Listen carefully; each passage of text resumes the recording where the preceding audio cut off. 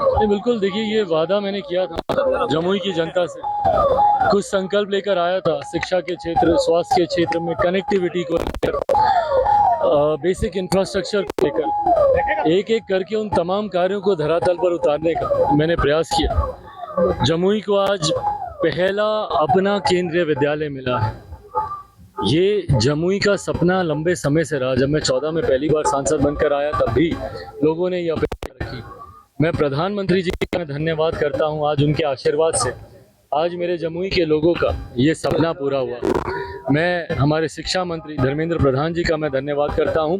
मैं स्मृति ईरानी जी, जो उस वक्त की शिक्षा मंत्री थी, जब मुझ पर ये आरोप लगाया जा रहा था कि मैं केंद्रीय विद्यालय को लेकर सिर्फ राजनीति कर रहा हूं, धरातल पर केंद्रीय विद्यालय नहीं उतरेगा, शिक्षा मंत्री उस वक्त की स्मृति ईरानी जी ने मेरा साथ दिया, उस वक्त के रेल मंत्री सुरेश प्रभु जी ने मेरा साथ दिया। मैं इन तमाम लोगों का मैं धन्यवाद करता हूं।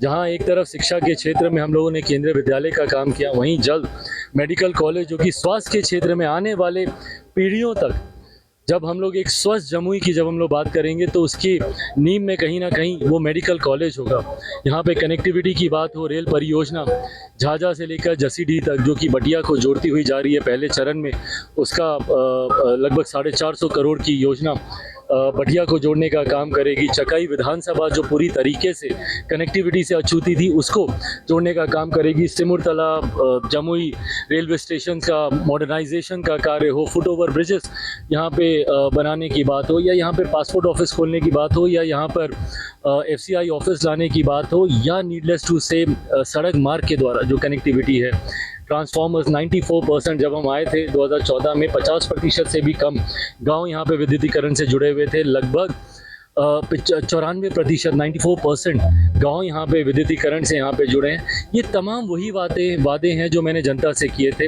इन 10 सालों में उन वादों को धरातल पर उतारने का मैंने प्रयास किया। जमुई की जनता ने जो प्यार दिया, और आज जिस तरीके से, यकीनन मेरे लिए भी ये भावुक क्षणों में से एक है, क्योंकि मुझे नहीं पता कि आने वाले दिनों में मेरी पार्टी क्या फैसला करती है, मुझे कहाँ से वो चुनाव लड़ाती है।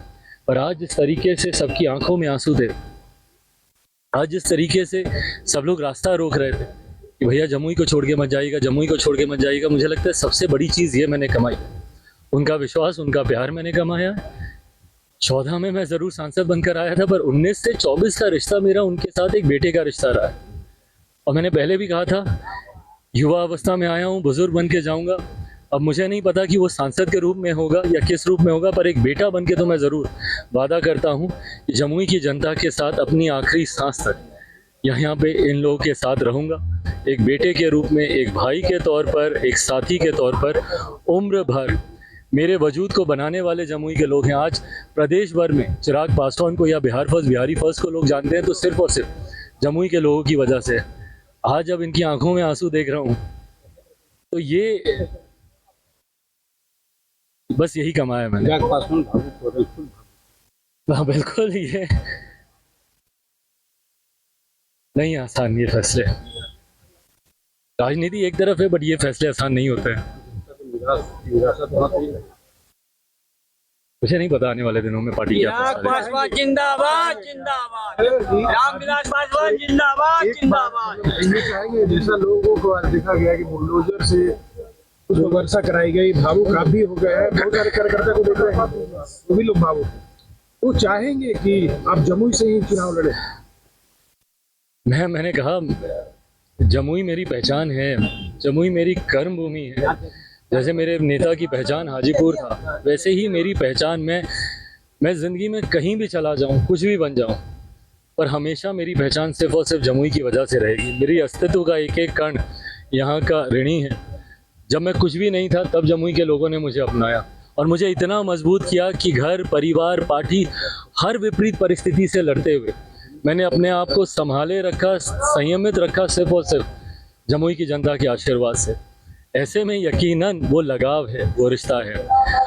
ये मैं सिर्फ एक बेटा होने के नाते अपनी भावनाओं को प्रकट कर रहा हूँ। आने वाले दिनों में राजनीतिक फैसले क्या होंगे मुझे नहीं पता। अलग हटते हैं थोड़ा सा, आपको भी बिहार में नई सरकार बन गई है, एनडीए की सरकार बनी है, आप की हिस्सेदार हैं। एक वक्त था जब नीतीश कुमार पे बहुत हमलावर हुआ करते थे, अब साथ में काम करने का मौका मिलेगा आपको, किस तरह काम करेगा क्या? गठबंधन में हैं हम लोग, तो देखिए गठबंधन सबसे पहले आता है, गठबंधन का हित सबसे पहले आता है, और ये गठबंधन के द्वारा लिया गया फैसला है मुख्यमंत्री जी को वापस गठबंधन में लाने का। मैं ये मानता हूँ कि हम लोग का एक बड़ा लक्ष्य है, 400 से ज़्यादा सीटों के लक्ष्य के साथ हम लोग आगे बढ़ रहे हैं। 1 मिनट लूँगा। 400 से ज़्यादा की सीटों के लक्ष्य के साथ हम लोग आगे बढ़ रहे हैं, और उसमें यकीनन बिहार की 40 सीटें महत्वपूर्ण हैं, बहुत मायने रखती हैं। और ऐसे में जब आप बड़े लक्ष्य को देखते हैं तो यकीनन कुछ बातों को अनदेखा आपको करना है, और गठबंधन को जो चीज़ मजबूती दे उसके लिए मैं, मेरी पूरी पार्टी समर्पित रही है। मेरे नेता के संस्कार हैं ये, वो भी हमेशा एक ईमानदार सहयोगी की तरह जिस भी गठबंधन में रहे ईमानदारी से वो रहे, उन्हीं के नक्शे कदमों पे चलते हुए गठबंधन मेरा एनडीए के साथ है, और इस गठबंधन को मजबूती से हम लोग निभाएंगे। 400 सीटें एनडीए गठबंधन जीते, उसके लिए बिहार में 40 की 40 सीटें जिताने के लिए हम लोग पूरी तरीके से हम लोगों ने निश्चय किया हुआ है। चिराग, एक चीज़ बताइए कि आप नीतीश कुमार को जितना हमलावर होते हैं तेजस्वी प्रति आपका सॉफ्ट कॉर्नर होता है। तेजस्वी आज से विश्वास यात्रा पे निकले हैं, अभी एक मुजफ्फरपुर उनका कार्यक्रम चल रहा है, वहाँ पे उन्होंने कहा कि आरजेडी को लोग MY की पार्टी मानते हैं, लेकिन आज उनका बयान आया है कि ये बाप की पार्टी है, BAP बाप की पार्टी है, मतलब कि बहुजन अगरा और कुंवर चिराग पासवान भाई मुझे से किए थे। इन 10 सालों में उन वादों को धरातल पर उतारने का मैंने प्रयास किया। जमुई की जनता ने जो प्यार दिया, और आज जिस तरीके से, यकीनन मेरे लिए भी ये भावुक क्षणों में से एक है, क्योंकि मुझे नहीं पता कि आने वाले दिनों में मेरी पार्टी क्या फैसला करती है, मुझे कहाँ से वो चुनाव लड़ाती है। पर आज जिस तरीके से सबकी आंखों में आंसू थे, आज जिस तरीके से सब लोग रास्ता रोक रहे थे कि भैया जमुई को छोड़ के मत जाइएगा, जमुई को छोड़ के मत जाइएगा, मुझे लगता है सबसे बड़ी चीज़ ये मैंने कमाई, उनका विश्वास, उनका प्यार मैंने कमाया। 14 में मैं ज़रूर सांसद बनकर आया था, पर 19 से 24 का रिश्ता मेरा उनके साथ एक बेटे का रिश्ता रहा है।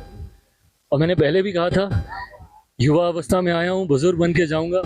अब मुझे नहीं पता कि वो सांसद के रूप में होगा या किस रूप में होगा, पर एक बेटा बन के तो मैं ज़रूर वादा करता हूँ कि जमुई की जनता के साथ अपनी आखिरी सांस तक यहाँ पे इन लोगों के साथ रहूँगा, एक बेटे के रूप में, एक भाई के तौर पर, एक साथी के तौर पर। उम्र भर मेरे वजूद को बनाने वाले जमुई के लोग हैं। आज प्रदेश भर में चिराग पासवान को या बिहार फर्स्ट, बिहारी फर्स्ट को लोग जानते हैं तो सिर्फ और सिर्फ जमुई के लोगों की वजह से। आज जब इनकी आंखों में आंसू देख रहा हूँ तो ये बस यही कमाया मैंने। चिराग पासवान भावुक हो रहे हैं। हाँ बिल्कुल, ये नहीं आसान ये फैसले। राजनीति एक तरफ है, बट ये फैसले आसान नहीं होते हैं। मुझे नहीं पता आने वाले दिनों में पार्टी क्या चिराग फैसला लेगी। पासवान जिंदाबाद जिंदाबाद, रामविलास पासवान जिंदाबाद जिंदाबाद। ये चाहेंगे जैसा लोगों को आज देखा गया कि बुलडोजर से उसको वर्षा कराई गई, भावुक आप भी हो गए हैं, बहुत सारे कार्यकर्ता को देख रहे हैं, वो भी लोग भावुक हैं। वो चाहेंगे कि आप जमुई से ही चुनाव लड़े। मैंने कहा जमुई मेरी पहचान है, जमुई मेरी कर्म भूमि है। जैसे मेरे नेता की पहचान हाजीपुर था, वैसे ही मेरी पहचान, मैं ज़िंदगी में कहीं भी चला जाऊं, कुछ भी बन जाऊं, पर हमेशा मेरी पहचान सिर्फ और सिर्फ जमुई की वजह से रहेगी। मेरी अस्तित्व का एक एक कण यहाँ का ऋणी है। जब मैं कुछ भी नहीं था तब जमुई के लोगों ने मुझे अपनाया और मुझे इतना मजबूत किया कि घर, परिवार, पार्टी, हर विपरीत परिस्थिति से लड़ते हुए मैंने अपने आप को संभाले रखा, संयमित रखा, सिर्फ और सिर्फ जमुई की जनता के आशीर्वाद से। ऐसे में यकीनन वो लगाव है, वो रिश्ता है। ये मैं सिर्फ एक बेटा होने के नाते अपनी भावनाओं को प्रकट कर। चिराग, एक चीज़ बताइए कि आप नीतीश कुमार को जितना हमलावर होते हैं तेजस्वी प्रति आपका सॉफ्ट कॉर्नर होता है। तेजस्वी आज से विश्वास यात्रा पे निकले हैं, अभी एक मुजफ्फरपुर उनका कार्यक्रम चल रहा है, वहाँ पे उन्होंने कहा कि आरजेडी को लोग MY की पार्टी मानते हैं, लेकिन आज उनका बयान आया है कि ये बाप की पार्टी है, BAP बाप की पार्टी है, मतलब कि बहुजन अगरा और कुंवर चिराग पासवान। भाई मुझे नहीं पता कि वो कैसी कैसी टर्मिनोलॉजीज ला रहे हैं। वो तो जब MY भी बोलते थे, मैं भी बोलता था कि हाँ हम लोग भी MY पे विश्वास रखते हैं, पर मेरा एमवाई महिला और युवा का एमवाई था। मैं जमात में विश्वास रखता हूँ, मैं जात में मैं विश्वास नहीं रखता। और जब मैं जमात की बात करता हूँ और जब मेरे प्रधानमंत्री भी बात करते हैं, उन्होंने भी 4 विशेष तौर पर जमातों का जिक्र किया, महिलाओं की बात की, युवाओं की बात की, किसानों की बात की और गरीबों की बात की। मैं भी मानता हूँ देश में अगर कोई एक भेद हो सकता है तो वो सिर्फ अमीरी और गरीबी के बीच में ही हो सकता है। एक अमीर जो अमीर होता जा रहा है, दूसरा गरीब जो गरीब होता जा रहा है। और विकसित देश, विकसित बिहार के निर्माण की आप कल्पना तब तक नहीं कर सकते जब तक उस गरीब वर्ग के हर एक व्यक्ति का हाथ पकड़कर आप मुख्य धारा के साथ उसको नहीं जोड़ते। अब भले वो व्यक्ति अगड़ा हो, भले वो व्यक्ति पिछड़ा हो, भले वो व्यक्ति दलित हो, भले वो व्यक्ति अनुसूचित जाति जनजाति किसी भी वर्ग से आता हो, भले वो व्यक्ति महिला हो, पुरुष हो, हिंदू हो, मुस्लिम हो, जैन हो, सिख हो, ईसाई हो, कोई हो, आपको हर उस व्यक्ति को जोड़ना होगा। मैं 21वीं सदी का पढ़ा लिखा युवा हूँ, जहाँ मैं एक तरफ केंद्रीय विद्यालय की बात करता हूँ, मेडिकल कॉलेज की बात करता हूँ। मैं जात पात पे नहीं विश्वास रखता और मैं मानता हूँ कि तभी आप हमारे बिहार को आगे लेकर जा सकते हैं। जिस दल का आप जिक्र कर रहे हैं, राष्ट्रीय जनता दल, और उनके नेता, एक लंबा समय उनको भी मिला और उन्होंने ही इस जातिवादी परंपरा को कहीं ना कहीं आगे लेकर आए। एमवाई समीकरण की बात उन लोगों ने खुले मन से की, उन लोगों ने कम्युनल डिवाइड की बात की, हिंदू मुसलमानों को अलग करके मुसलमानों को अलग दृष्टि में दिखाने का काम किया। जाति की बात उन्होंने की, यादवों को एक अलग जाति दिखाकर बाकी तमाम पिछड़ा वर्ग के, अगड़ा वर्ग के, दलित समुदाय से आने वाले लोगों को उन्होंने अलग करने का काम किया। अब समावेशी राजनीति की अगर सोच वो रख रहे हैं तो अच्छी बात है। तो चिराग, एक चीज बताइए कि भाई मुझे नहीं पता कि वो कैसी कैसी टर्मिनोलॉजीज ला रहे हैं। वो तो जब एमवाई भी बोलते थे, मैं भी बोलता था कि हाँ हम लोग भी एमवाई पे विश्वास रखते हैं, पर मेरा एमवाई महिला और युवा का एमवाई था। मैं जमात में विश्वास रखता हूँ, मैं जात में मैं विश्वास नहीं रखता। और जब मैं जमात की बात करता हूँ और जब मेरे प्रधानमंत्री भी बात करते हैं, उन्होंने भी 4 विशेष तौर पर जमातों का जिक्र किया, महिलाओं की बात की, युवाओं की बात की, किसानों की बात की और गरीबों की बात की। मैं भी मानता हूँ देश में अगर कोई एक भेद हो सकता है तो वो सिर्फ अमीरी और गरीबी के बीच में ही हो सकता है। एक अमीर जो अमीर होता जा रहा है, दूसरा गरीब जो गरीब होता जा रहा है। और विकसित देश, विकसित बिहार के निर्माण की आप कल्पना तब तक नहीं कर सकते जब तक उस गरीब वर्ग के हर एक व्यक्ति का हाथ पकड़कर आप मुख्य धारा के साथ उसको नहीं जोड़ते। अब भले वो व्यक्ति अगड़ा हो, भले वो व्यक्ति पिछड़ा हो, भले वो व्यक्ति दलित हो, भले वो व्यक्ति अनुसूचित जाति जनजाति किसी भी वर्ग से आता हो, भले वो व्यक्ति महिला हो, पुरुष हो, हिंदू हो, मुस्लिम हो, जैन हो, सिख हो, ईसाई हो, कोई हो, आपको हर उस व्यक्ति को जोड़ना होगा। मैं 21वीं सदी का पढ़ा लिखा युवा हूँ, जहाँ मैं एक तरफ केंद्रीय विद्यालय की बात करता हूँ, मेडिकल कॉलेज की बात करता हूँ। मैं जात पात पे नहीं विश्वास रखता और मैं मानता हूँ कि तभी आप हमारे बिहार को आगे लेकर जा सकते हैं। जिस दल का आप जिक्र कर रहे हैं, राष्ट्रीय जनता दल, और उनके नेता, एक लंबा समय उनको भी मिला और उन्होंने ही इस जातिवादी परंपरा को कहीं ना कहीं आगे लेकर आए। एमवाई समीकरण की बात उन लोगों ने खुले मन से की, उन लोगों ने कम्युनल डिवाइड की बात की, हिंदू मुसलमानों को अलग करके मुसलमानों को अलग दृष्टि में दिखाने का काम किया। जाति की बात उन्होंने की, यादवों को एक अलग जाति दिखाकर बाकी तमाम पिछड़ा वर्ग के, अगड़ा वर्ग के, दलित समुदाय से आने वाले लोगों को उन्होंने अलग करने का काम किया। अब समावेशी राजनीति की अगर सोच वो रख रहे हैं तो अच्छी बात है।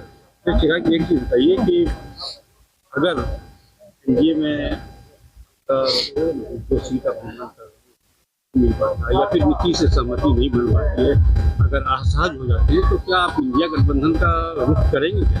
भाई मैं बहुत सकारात्मक सोच वाला व्यक्ति हूँ, पॉजिटिव थिंकिंग में विश्वास रखता हूँ और जब तक आप ऑप्टिमिस्टिक नहीं होते तो वो पहली सीढ़ी होती है हार मानने की। और ये हार मैंने तब नहीं मानी थी जब मैंने अपने पिता को खोया, ये हार मैंने तब नहीं मानी जब मेरी पार्टी टूटी, हार मैंने तब नहीं मानी जब मेरे परिवार को तोड़ दिया गया, जब मुझे घर से निकाल दिया गया, तो जब मैंने तब नहीं हार मानी तो आज मैं हार की बात क्यों सोचूं।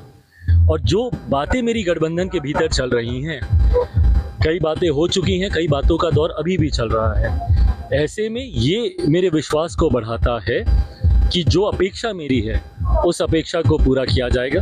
कलेक्टिवली देखिए सब रिस्पॉन्सिबल हैं। मुख्यमंत्री जी भी नए हमारे गठबंधन में आए हैं, यकीनन उन्होंने भी कई बातें कही हैं, उनको भी बहुत तालमेल बैठाने पड़ रहे हैं, सहज उनके लिए भी नहीं, पर हर कोई ईमानदार प्रयास कर रहा है इस गठबंधन को मजबूत करने की दृष्टि में, और वो मजबूती मिल जाएगी ये मैं उम्मीद करता हूँ। चिरागी, आप तो कभी पशुपति कुमार पारस से हमलावर नहीं होते हैं, लेकिन उनका बयान बार बार आता है कि वो जम्मू की जनता को धोखा दे रहे हैं और हाजीपुर के बारे में कहते हैं कि मेरे अंगने में तुम्हारा क्या काम है। भाई अब मुझसे बड़े हैं, बड़ों पे टिप्पणी करना छोटों को शोभा नहीं देता, इसलिए आज तक मैंने कभी भी उनकी बातों का कोई जवाब नहीं दिया। कई बार मुझे ये भी कहा गया कि मैं कहीं सहमत हूँ उनकी बातों से, कि मैं जमुई से डर रहा हूँ, मैं जमुई से भाग रहा हूँ। उनको दिखाएं यहाँ के लोगों के वो आंसू, दिखाएं किस तरीके से गाड़ी के आगे, किस तरीके से गाड़ी के आगे वो लोग आने को तैयार थे, पर वो लोग चाहते हैं कि भाई हम लोग कि मैं जमुई से ना जाऊँ। ये तस्वीरें उनको दिखाइए। बहरहाल उन्होंने जो कहा, मैं बस इतना कहूँगा कि जब वो कुछ कहते हैं तो गठबंधन धर्म की मर्यादा को निभाएं। जब वो कुछ कहते हैं तो अपने पद की गरिमा को भी बरकरार रखें। कमेंट्स पढ़ें। मुझे अफसोस होता है भाई, मेरे परिवार में सबसे बड़े वो हैं, मेरे लिए आदरणीय हैं वो आज की भी तारीख में। ऐसे में जो कमेंट्स उनके बारे में जब भी वो कोई बयान देते हैं, उनकी पार्टी के नेता बयान देते हैं, आप सबके चैनल पे, भाई आप भी देखिएगा अपने चैनल पे, आपके भी चैनल पे, सबके चैनल पे जो बयान आते हैं वो कहीं ना कहीं जन भावनाओं का प्रतीक है। वो दर्शाते हैं कि लोग कितने आक्रोशित हैं, और कई बार अपशब्दों का इस्तेमाल किया जाता है उनके बारे में जो मुझे बुरा लगता है। तो वो मेरे परिवार के सदस्य ही ना, पर मैंने हमेशा उस गरिमा को बरकरार रखा है। उनके बारे में ना मैंने पहले कभी कुछ बोला था, ना आज कुछ। वो बोलते हैं मैं एनडीए का साथी नहीं हूँ, पर उन्हीं के सामने तो प्रधानमंत्री जी ने मुझे गले लगाया था उसी एनडीए की बैठक में। तो प्रत्यक्ष को प्रमाण की ज़रूरत नहीं है, और मुझे किसी से ना जमुई में मेरे प्यार, मेरे विश्वास के लिए मुझे उनसे सर्टिफिकेट चाहिए, ना एनडीए में रहने के लिए मुझे उनसे सर्टिफिकेट चाहिए, ना कहीं से चुनाव लड़ने के लिए मुझे उनसे सर्टिफिकेट चाहिए। जिनसे उम्मीद है उनसे मेरी बातचीत हो रही है। पश्चिम बंगाल के संदेश खाली में टीएमसी कार्यकर्ताओं ने नेताओं पर बहुत है, वहाँ पे महिला आयोग की टीम भी गई है और राष्ट्रपति शासन लगाने की मांग कर रही है। लोजपा रामविलास नहीं, बिल्कुल प्रदेश में बंगाल में राष्ट्रपति शासन लागू होना चाहिए। इस तरीके की घटनाओं को आप अनदेखा नहीं कर सकते। और मैं तो पूछना चाहूँगा इंडिया अलायंस के लोगों को, जो मणिपुर पे गला फाड़ते नहीं थक रहे थे, आज क्यों खामोश हैं वो बंगाल की घटना पे? आज क्यों नहीं उनके नेता एक प्रतिनिधि मंडल बना के वहाँ पे जाते हैं? जब ये घटना उनके शासन वाले राज्यों में होती है तब उनकी जुबान पे ताला लग जाता है, और जब दूसरी जगह पे होती है तो सिर्फ हो हंगामा मचाने से के अलावा उनके पास और उनको किसी समस्या का हल भी नहीं चाहिए। उनको सिर्फ हंगामा करना है। मणिपुर पे कौन सा हल निकल गया? एक प्रतिनिधि मंडल बनाकर उन लोगों ने बातों को रफा दफा कर दिया ना। क्यों नहीं अब जाके प्रतिनिधि मंडल वहाँ पे बैठता है? भाई आपके भी तो नेता विधायक हैं वहाँ पे, आपका भी तो संगठन है, आप लोग ही काम कर लेते वहाँ पे। तो ये इनकी दोहरी नीति को दिखाता है, और यही दोहरी नीति का ये परिचय है जिस तरीके से बंगाल में अब तमाम लोग खामोश हैं। बंगाल में राष्ट्रपति शासन लगाने के अलावा अब और कोई विकल्प नहीं है। आखिरी सवाल ये है, किसान चिराग पासवान जिंदाबाद। किसान हमारे देश की रीढ़ है, अन्नदाता हैं। किसानों की बातों को सरकार गंभीरता से लेगी। पीछे भी सरकार ने किसानों की बातों का सम्मान किया था, आगे भी सम्मान करेगी, ये मैं विश्वास रखता हूँ।